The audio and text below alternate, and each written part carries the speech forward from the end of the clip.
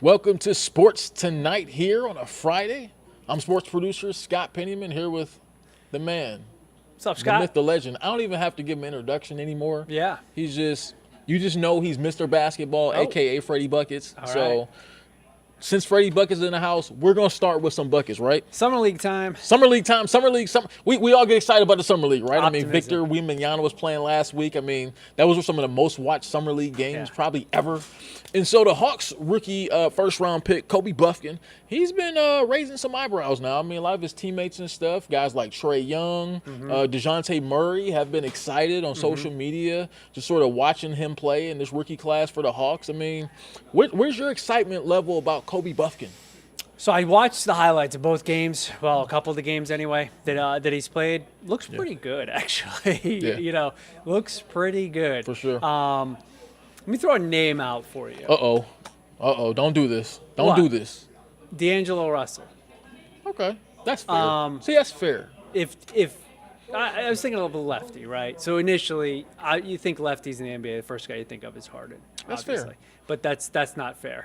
That's not fair. Well, no, yeah, James Harden, no. Exactly. Right. It's not fair. Right. But I was trying to think, like, what are some lefties? Mike Conley's game's a little different, I think, than Mike Conley's. But Or he could play like a righty that just happens to be a lefty. well, I just like to keep things simple here. I know. If I just go lefty, Scott, then I only have to think of a few guys. I got you. All right. So anyway, if he's D'Angelo Russell, that's not bad. Like, say what you No. will about D'Angelo Russell, but he's not a bad player. Hasn't had a bad NBA career. True. But I've been pretty impressed. I've been pretty impressed from what I've seen. Seems like a guy who can get to his spot, get his shot off, get to the rim. Pretty good passer. Pretty good court vision. Pretty good stroke. Like, the three looks pretty solid when he takes it. Looks comfortable taking it. Looks ready to take it. What do you think?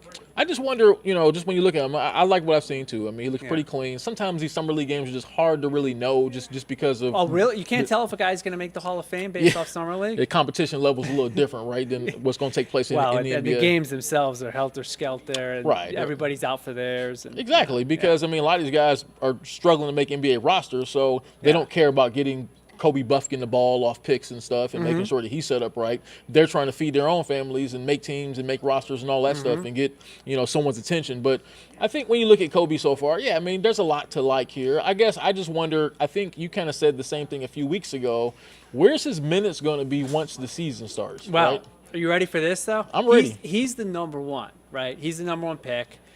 He's the guy that people are focused on. Right. Have you seen Tyrese Martin play in a couple of these summer league games? This year and last year is pretty good, yeah. He looks pretty solid. And 6'6". He did last year, too. Yeah. 6'6" guy. Again, looks very comfortable out there. Looks big enough, Yeah. strong enough. He's scored 25 and 24 or something like that in the two games. So he Yeah. scored well. Is he going to make the team? Is he going to get any minutes? See, I don't know. They're just loaded up. So where I'm going with this is DeAndre Hunter. Like, do you think they move DeAndre Hunter? I think they would like to. I think that's a player they would like to. I mean, So I agree with you on that, yeah. right? So I think they would like to. I think that the league doesn't value DeAndre Hunter as much as the Hawks, and I agree. and especially their fans do. So what Scott does, just a little inside baseball here, is a lot of times Scott will get these topics ready for us, and he sends some links. So I was doing my research because I want to be well prepared, of course. You got to you. dive in Thank deep, you. right? Yeah. Yeah. Thank you, Scott, for that. But the story after the Buffkin story was about some potential DeAndre Hunter trades that Yeah. the Hawks should explore.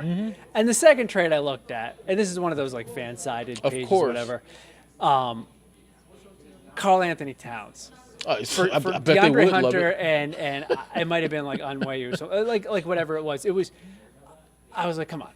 Yeah, like Minnesota's going to be like, let's do it. Yeah, Let's jump in. exactly. Let So me get you're not DeAndre getting Hunter back. Cat for Right. for DeAndre Hunter and another moderate minor piece. So forget about that. But I do think that he could be a guy who, in the right situation, could really add a lot to a very good team. Now, what about if you? So it's just a matter of who could fit him in. Yeah. But I don't know. I like the way Martin's looked. I like the way Buffkin's looked. You already have DeJounte and Trey. So, yeah, they're loaded up at that spot. What about if you throw something in? I know that we talked a lot about this trade last week, this possibility. What if you throw in something sweet, like maybe like a Clint Capella and some more draft picks, maybe to go get like a Pascal Siakam? I mean, he's been a guy who's So that been was the linked with first guy Hawks. that was mentioned Yeah. was Siakam. And, again, the trade package that this fan or blogger or whatever you want to call Right. them put out there was absurd. I don't know what it is exactly. It's not at the bottom of that page you're looking at right now. You might see the link to the thing. It doesn't really matter. If it shows up, it shows up. Yeah, but, it's fine. it was not enough to get Pascal Siakam. I mean, Toronto is not just going to give him up, you know. And I don't think Clint Capella is a sweetener to me. Like, that's not – Clint Capella, come playoff time, is borderline liability, in my opinion. You need, one of the younger active guys body, to though, develop. isn't he? Huh? He's an active body that can do some things up underneath the rim to help you, though, isn't he? I mean, Yeah, can but I just rebound. feel like you need more complete players. A scorer. Right? Like, at the end of the day, like, Kevon Looney's come a long way, I think, for Golden State. Yes. But there were times, before the playoffs this year where having him on the floor late in a game was kind of a liability. It's kind of like Rob Williams in a way. It's just not an offensive threat. That's true. So in tight games, sometimes you do need, to have a situation where there's not an obvious guy that they can double off of. That's fair. When you're trying to run offense. So Siakam would be the type of guy that the Hawks could use. And the word out of Toronto was that Siakam and Van Vliet were not happy with the young guys on that team and their competitiveness. Siakam, Van Vliet, kind of professional guy, probably didn't say anything. Siakam's kind of a quiet guy, probably didn't say anything. But if that's the way they felt, then yeah, Siakam probably has a lot of interest right now around the league, and for good reason. Fred Van Vliet was so upset with the competitiveness of his young players up in Toronto that he decided to go play in Houston with those fierce competitors, didn't he? Yeah, right.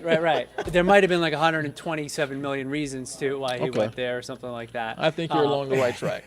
Yeah. And, he's playing for Ime, and, he's coach. He's going to be the veteran leader of that team. Yeah.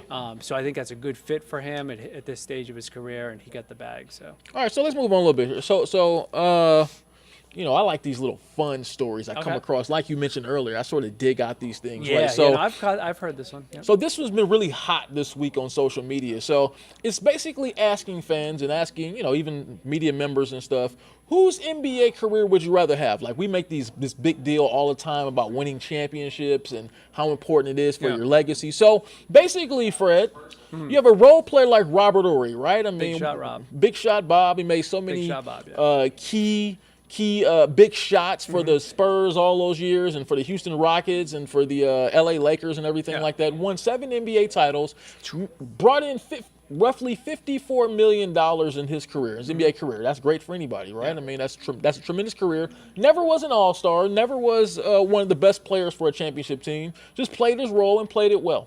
So put that against a career like James Harden, right? James Harden's been a superstar. He's going to the Hall of Fame one day. He's won scoring titles. James Harden has raked in over $300 million in his career. So that's where the question was posed. If you had to choose between those two careers, what career would you take? Well, if you win 7 NBA finals in today's NBA, you're making more than $54 million. So I think because Big Shot Bob played, but because he played when he played, that 54 is more like 95 now, or say 100, right? Yeah. Right. So we have to adjust for that. True. So let's just, for argument's sake, say it's 80 instead of 50. Okay. I'd take those. I'd take those titles. Wow, I take those titles. That's I mean, that's why you play, right? I saw some NBA guys coming out. There was one in particular who was like very vociferous about it, that he would take the 300. I also think he has an NBA title. I forget exactly who it was. Who was like no brainer, 300 million. But it's like, well, you have an NBA title, so yeah. So you're saying you take the 300? Absolutely. I'm taking the 300 million just because I think winning championships is really important to look. I think players want to win championships. Don't get me wrong. I mean, if I compete, if I play in a sport, I want to be considered the very best, right? But I think to really gain an understanding here, and I know you're gonna say this is different, right? Yeah. But I think in order for common people who don't play sports at the highest level, like any of us, I think to make them fully understand what we're talking about here, you have to put it in their terms, right? So I just tell like a regular person, right? I mean, just take our business for example, Yeah. right? I mean, I'm not saying just me or you, but let's take our business for example. The average person, if you said, look, you can work for a number one station, and you can make, you know, No, you I'm not buying you this. hear what I'm saying? Yeah, so you can work I'm for a not buying number one. this because- You can work for a number one station and make 70 grand a year, right? And you can, you know, be number one in the ratings all your life and everything like that. Sure. Or go to a last place station, be there your whole career, and make 150,000 a year. I mean, like who wouldn't?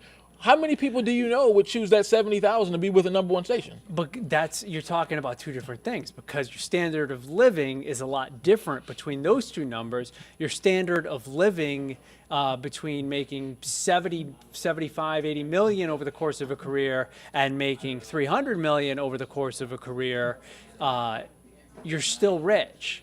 You're rich. I think 50, Even if Big Shot Bob keeps 30% of that, right? And we've adjusted the 54 for Right. inflation and all Right, that. It's right, probably, if we were to adjust it from when he played, it'd probably be over 100. But that's we're just going with 80 million. That's still 35 million, 40 million he's got in the bank, and that means that he doesn't Maybe. have to work, huh? maybe. Well, now you're going down a different Oh, right, road. okay. So I'll go down so- the path with you. Go ahead. You know, I don't know how he spent it or didn't, but you still have money, you still have wealth, and you know, Harden probably has more generational wealth. You know, That's where I was going with it. But he has spent a couple of bucks of it at Magic City, so Okay. you know, So nobody. now you're really going down can a be different road, Fred. 100%. Hey, we brought up James Harden. I do know James Harden's lifestyle. I don't know Robert Horry's lifestyle. Right. But anyway, I'm just, you know, we're talking 7 championships, right? If you were like one championship in 80 million or 300 million, I think it might be a little different. But winning 7 titles is really cool. Not many guys have done it at all. Multiple different cities he can go into, and they're going to take care of him when he's around the facility. They're going to take care of him in the city, for that matter. I don't think Robert Horry is paying for a lot of meals in Houston or San Antonio or, you know, LA might That's be a a little lot bit of money to different. pass up, man. I mean, I think you said it earlier. I mean, you said, you know, 54. Well, we adjusted it, but, you know, less than 100 million. I think you're rich. You're living a really great life. What James Harden has made in his career, that's generational wealth. That can be passed down for many generations. And just think, he's a Hall of Fame player too. So his opportunities after he's done playing basketball are probably going to be more than the opportunities that a role player who won a lot of championships would have too, right? Just think about Charles Barkley. Charles Barkley's on TNT right now. He didn't win any championships for his career. He puts together a really good television career for himself. Why? How did he first get into television? Because he's Charles Barkley. He's a star player, and he has a, you know, obviously a really big personality, but he's taken his star status from being a star player all those years who never won a championship and parlayed that into a couple $100 million deal at TNT. So I think that not just the money that you've made while you're playing in the league, I think when you're a superstar player, even if you don't win a championship, you can take that star status further after you're done playing. Okay. You know. Well, yeah, we disagree on this one, though. I like it. Man, I was out of breath from that one. All right, so that's cool. So let's move on, Fred. Let's talk about some baseball, right? So the Braves, the boys are back in town. Yeah. The Braves are back in action here. Taking on the White Sox, right? the White Sox. Right, Yeah, I mean, not very good. So on the south side of Chicago this year. You know, so my question to you here, as we do jump into the second half of the Major League Baseball season, what's your expectations of the Braves in the second half? Keep steamrolling. Keep steamrolling. Acuna hopefully stays healthy. Starts to put up some, you know, crazy numbers when people start to look at those stolen bases. I don't think it's gotten the play that it will in the second half. Just what kind of numbers he's put up, stolen bases, power numbers. But once those numbers start to get even bigger, I think people are going to love that. Get a little bit healthy, some guys, you know, rotation-wise. For sure. Get some arms healthy. Run away with the East. Best record in baseball is there to take. So there's a lot of stuff that the Braves still have to accomplish, of course, but they are set up exactly like you'd want to be. As we know, back, I think there was a time, maybe when I was younger, when the All-Star break typically came at the midway point of the season. Yeah. Now it's a lot later than the midway point, the actual midway point of the season. Yeah. So there's not as much baseball left to be played here in the last 2.5 months as it normally would have been, back in the day. So yeah, I don't know. What do you expect? I expect them to be able to be even better. I think, like you said, I think they're going to keep rolling. They were my pick to win the World Series this year, right? So my expectation is that they will keep this rolling. They'll continue to widen out that lead in the division. It's not going to be this easy come playoff time. I think there's going to be some tough teams in their way. Like I feel like the Dodgers are going to get better in the second half of the season. Yeah. So I expect that to be their main nemesis in the second half. That's my opinion. But I do expect them to be able to get past them and get to the World Series and get a win. Now, look, it's baseball, right? So you could be a really good team the first half of the season, a really good team the entire season, and lose in the first round of the playoffs if that team gets hot. That's what I was going to get to, which I think baseball is number 2 on my list of sports where the playoffs become a little bit of a crapshoot, right? So number 1, I agree. I think, is the NHL. Like, how many times you see a 7-8 seed in the NHL, going deep? It happened this year with Florida. Right. It's, Football, too, kind of. So, but I think baseball is number 2. I really do. I think baseball is number 2. I put football 3, and then I put the NBA. This year, not so much, but most years is kind of true to form. As far as the good teams do the best in the playoffs, or at least the good regular season teams. So that's the thing. It's like you can have an incredible season, and then a quick exit in the playoffs, or maybe even, I think anything short of making the World Series, Braves fans would consider a failure, and even losing the World Series, Braves fans would be disappointed. But anytime you make the World Series, I think you have to consider that season a success. So, hey man, just keep on trucking. Look, you're talking to a fan of the Cleveland Indians when I was growing up, and the Cleveland Indians, and I'm sure a lot of Braves fans will remember this. In 1995, the Indians won 100 games in a shortened season. There was only like 144 games that year. Yeah. The Indians won 100 games that year. Looked like the most powerful team in baseball. Looked like they were going to be unstoppable. Yeah. Until they faced Greg Maddux, Tom Glavine, and John Smoltz in the World Series for the Braves, and they lost. So, you don't have to tell me twice about a team being dominant in the regular season and losing in the playoffs. We know it can happen, so I'm pretty sure that a lot of Braves fans hope that it does not happen to them, right? So, a little more baseball here. So, how about our guy Shohei Ohtani, right? Would you figure that he's generally considered to be the best player in baseball, would you say? I think he's so. right there. Most valuable player in baseball, I would say. So most valuable, and because of what he does, he is the best. Right. So he could be on the trading block, right? Who's saying? This is just speculation. It's a quiet time of the year. No. So what's the upside to the Angels to trade him? So I'd say a couple of things. One is his people have said, I'm not signing with you next year. Right. 2. That's big. 2 is his people have said, if you trade Shohei, it won't affect whether he decides to sign here next year. Because then the front office could say, listen, we're going to ship you out. We're going to send you to a team where you might win a World Series. We're going to get a big return for this short rental, and then we want you to come back here next year, right?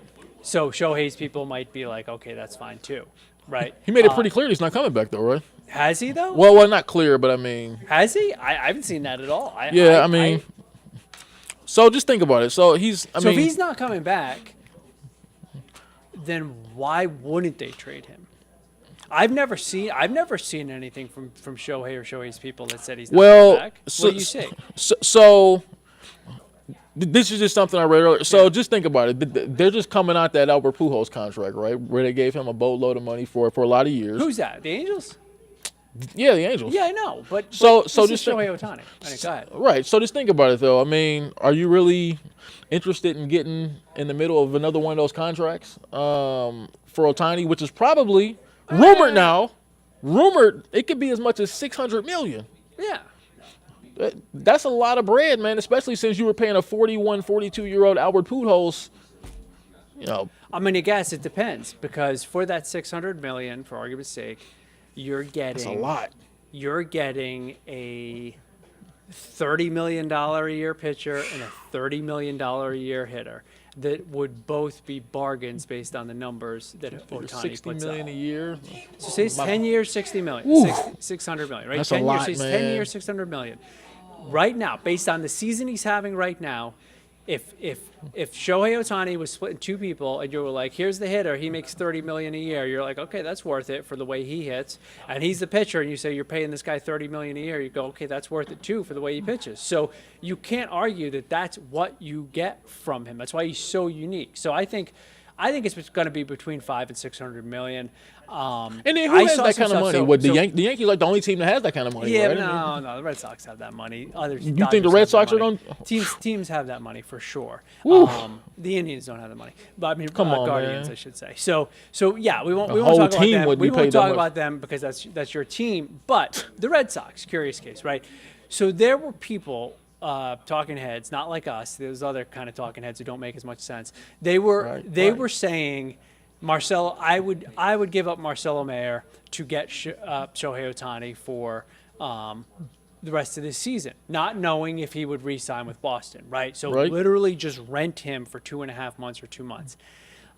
Marcelo Mayer is the Red Sox #1 pick from a couple of years ago. He's been very good in the minors so far. He's on track to be a future shortstop in Major League Baseball, possibly an all-star shortstop. So again, still young, so you don't really know, but come on. I mean, to me, that's a little much to be renting Shohei. And the argument was, you get him into Boston, you show him what it's like to play in this city, to go from Anaheim, where nobody cares, to Boston, where people care more about it than anything else. I don't know. Boston gonna foot that bill, man. 600 million.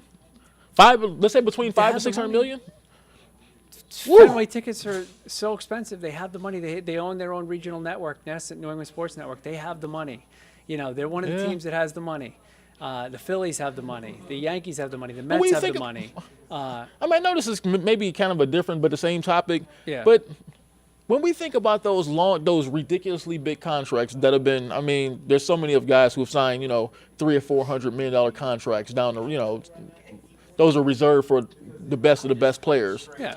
A-Rod. Who have those really paid off for? It just depends on your definition of paid off. You know for a fact that in years 7, 6, 7, 8, 9, 10, you're probably going to be overpaying, or maybe you're going to be overpaying because, I don't know, if you would have told me 5, maybe 8 years ago that Jason Tatum would be making $60 million a year, I would have been like, whoa.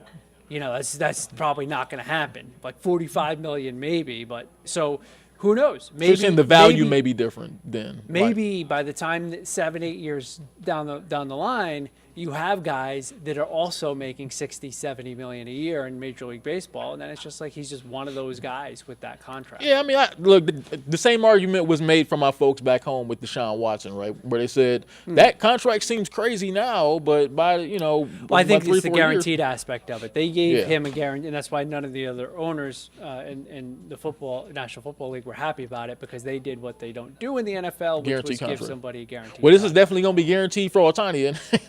Well, it's Major League Baseball. No question, right? It's just, it always, the money's there. That's a lot of bread for one guy, The market's man. going to drive it, though, Scott. So the market will drive it. If it ends up being 480 million, then that's what the market was. I'm going to say it definitely starts with a 6. It definitely starts with a 6. Now, there might be a couple of years toward the end of it that everybody knows they're just paying him. They're Bobby Bonilla years or whatever. Oh, yeah, it's going to be maybe not like 25. Albert Pujols, man. It's going to be 41 getting, $40 million. But yeah, so we'll see. All right. We'll see. I don't know if I would give up the farm, though, to just rent him for 2 months. Yeah, I man. don't know if I would that's do just that. it just when I'm looking at just the history of these contracts. I mean, even you brought the Indians up, right? I mean, Francisco Lindor, the Guardians now went to the Mets. I mean, I wonder how happy are they now that they gave him a $340 million contract for 10 years. I bet they would love to jump out of that. So I mean, so teams that theoretically could trade for Shohei. It's about 3 or 4 teams, right?